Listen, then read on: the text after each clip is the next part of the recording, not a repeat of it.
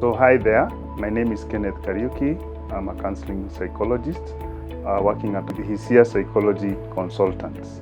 Being prone to addiction because then a man would either turn into drinking, into drugs, into sex, and other habits that would lead to addiction.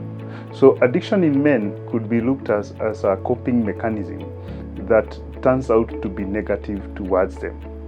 And then I don't know, would this mean that men are more prone to addiction compared to women? I think everybody is prone to addiction, but men will show it more because then they do not have other alternatives. They do not have someone to share with, they do not have someone to understand them. As we had said previously, maybe men would like to share with a certain lady somewhere, and this lady could be the wife, could be the mother, and the wife or the mother could be the source of the stress.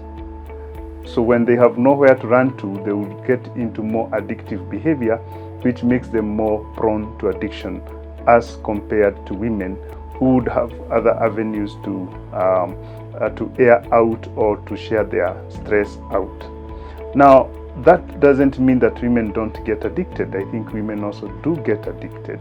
Women do also pass through a lot of stress, which would also make them more prone to stress. But I think men, one is that they are more visible. You can easily see them because, one, even when it comes to the places of work, men will tend to move out more. Men will tend to find it harder to hide their addiction.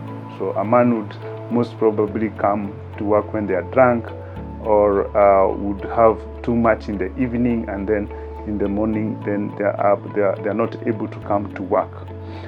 The society we live in also kind of promotes a kind of an excuse for addiction for men.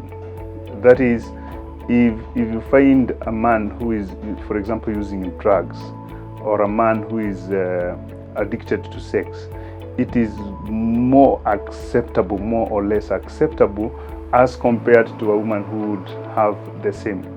So I think also when it comes to the society, we need to start looking at men and addiction as a way of crying out. And we need to look at men having addiction as a way of saying that maybe we need to look more into the psychological issues.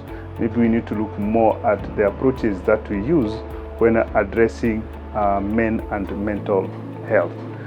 There is also the question of what alternatives do men have?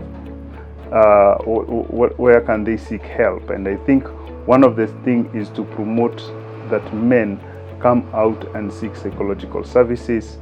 Men can seek out and can have other men listening to them.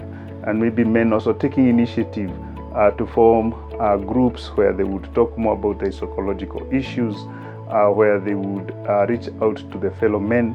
And especially when a man is showing signs of addiction, then I think that calls for men to react more faster and reach out to their fellow man and see what would be happening to this man.